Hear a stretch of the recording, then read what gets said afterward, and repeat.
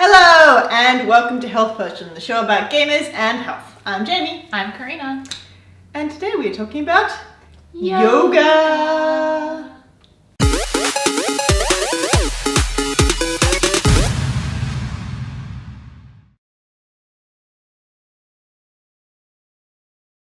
So why do we as gamers care about yoga?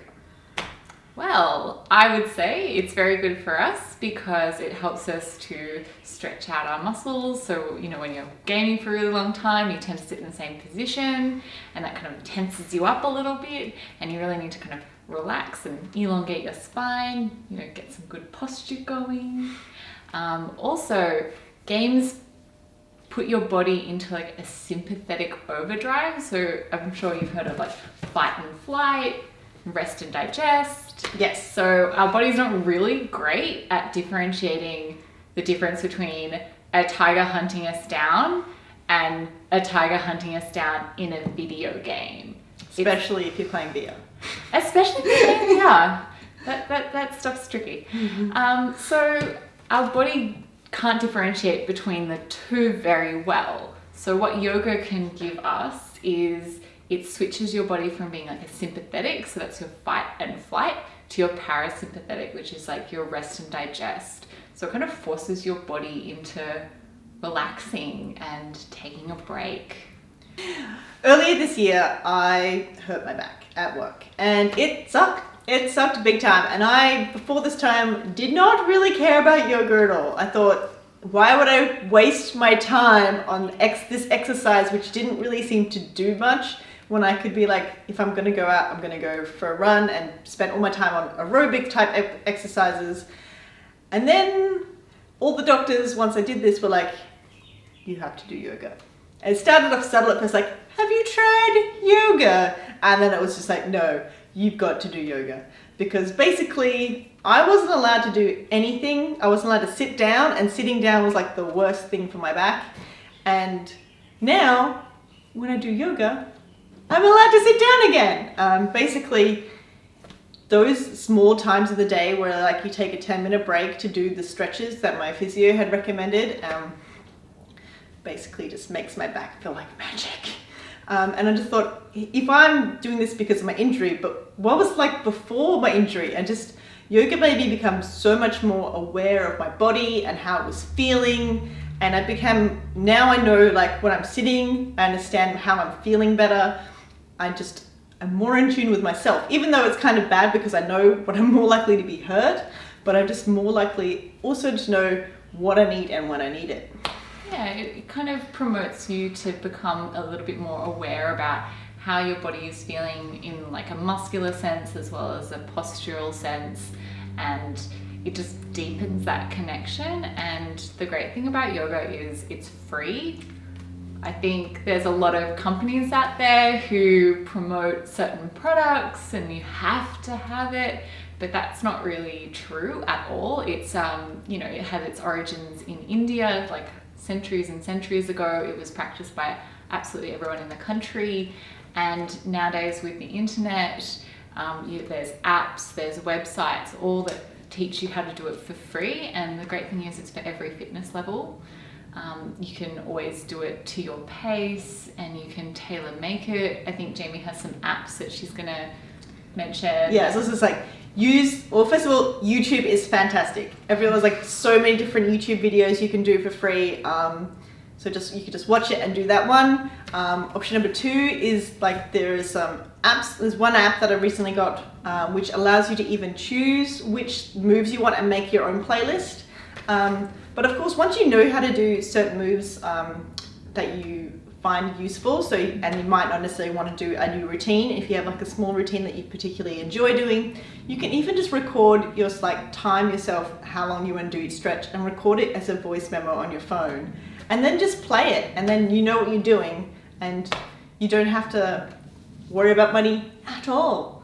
Basically, learn the skills and then use them how it works best for you. Because there are so many different types of yoga. There's like the hot yoga, there's the chanting yoga, there's like intense yoga, remedial yoga, relaxing yoga. I think everyone thinks yoga and they think about these people like standing on their heads and doing all these crazy bends. And honestly, that's Instagram yoga, and that's not real yoga, and it's very flashy and it's very fun, and I think great for those people for like getting to that level of strength and flexibility. But I think on a little bit more of an everyday sense, even if you can't even like touch your toes, like the fact that you're doing something good for your body is good enough. And it's like small, tiny, incremental changes that happen within your body each time that you do it that means that you'll be better, just that little bit better next time. And don't beat yourself up if you can't do a headstand. I can't do a headstand. No. I can't balance on one foot. I'm just not there yet, and I'm totally fine with that. My favorite yoga poses are the ones I can do lying down, especially Oh, yeah. in the morning, because like my body feels incredible afterwards, but also I got to lie down. And like, remember, like one of the moves of yoga is literally lying down. It's called corpse pose, and you lie there and you just breathe. And breathing. We need to talk about breathing. Yes. Breathing is like such a huge part of yoga, and it's something I am terrible at, but I want to get better at. So with yoga, they get you to focus a lot on deep breathing, so filling up your lungs all the way. And that's really, really important because a lot of us have really bad posture and we like shrink up our lungs and we don't actually breathe deeply. But another part of yoga is actually breathing out and holding that breath out. And that's actually really, really important for reducing stress and anxiety, in the sense that when we breathe out and hold the breath out, we're increasing the CO2 levels, so the carbon dioxide within our blood, and that actually relaxes the body and it forces you to relax, because that low oxygen state kind of puts you in a weird little trance. It sounds really weird. I didn't know this. I'm learning so much. And it's actually really great for people with asthma as well. It can really help reduce your symptoms. And a lot of the people where you could like learn a little bit more about it, it's called Buteyko breathing. We'll put links down the bottom. But that's the other side of breathing with yoga, as well as the deep breathing, which increases your oxygen. But if you're a little bit stressed, focusing on the breath out is really important. When I get anxiety, especially at work, I stop breathing. It's like the first thing I notice, especially if I'm talking to someone and I'm nervous about my response, or like I don't want them to hear me breathing, so I just like stop breathing and then hold my breath, and then I just can never catch up. So yeah, it's about the controlled breathing, and then like out, and then holding that out for 4, and then breathing in. And like breathing as well, you breathe with like your abdomen, which is also fantastic for your abdomen.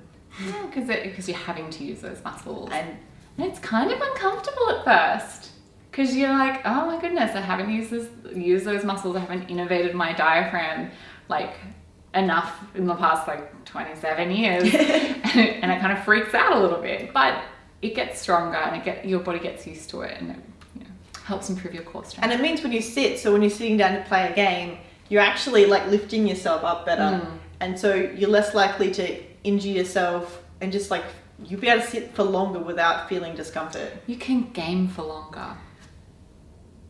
Which is kind of the whole point of everything we're talking about. Yeah, exactly. So your neck doesn't feel as sore, your shoulders and arms don't get as sore, your lower back doesn't get as sore. I think we have another episode about ergonomics, so when you're sitting and how to sit better. So that's going to come up. But I think it's very, very important. Basically, once you yoga is just like fantastic, easy, small way to be able to understand yourself. And then you'll be able to apply that to like however you're moving, and you go, oh yeah, this is this movement and this is this movement. We haven't talked about towels. So yes, you don't need any special equipment. It's like completely and utterly free, even down to the fact that you don't even need a yoga mat. No, you don't need a yoga mat. You can just use a couple of towels on your floor. That's enough to give you a bit of extra cushion. You can even do it on your bed. You don't have enough room, you don't need any special clothing, just wear some normal, loose, comfortable clothes. I yoga in my pajamas. Yeah. Makes me feel good. I yoga in my home clothes, which are pajamas. But mats are great too. I got this one for really cheap. at Kmart. Oh, yeah. So it's like $10. And it's good for when because I have very pokey like hips. So if I do anything where I'm on my side, I feel like it's a little bit of cushion.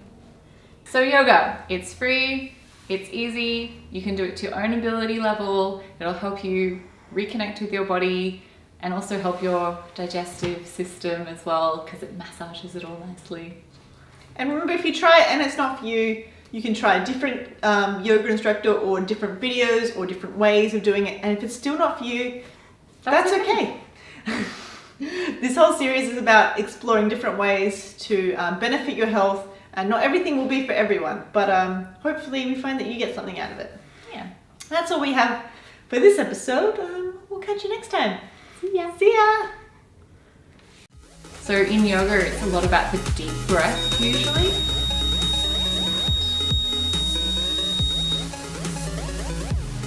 Dishwasher! No.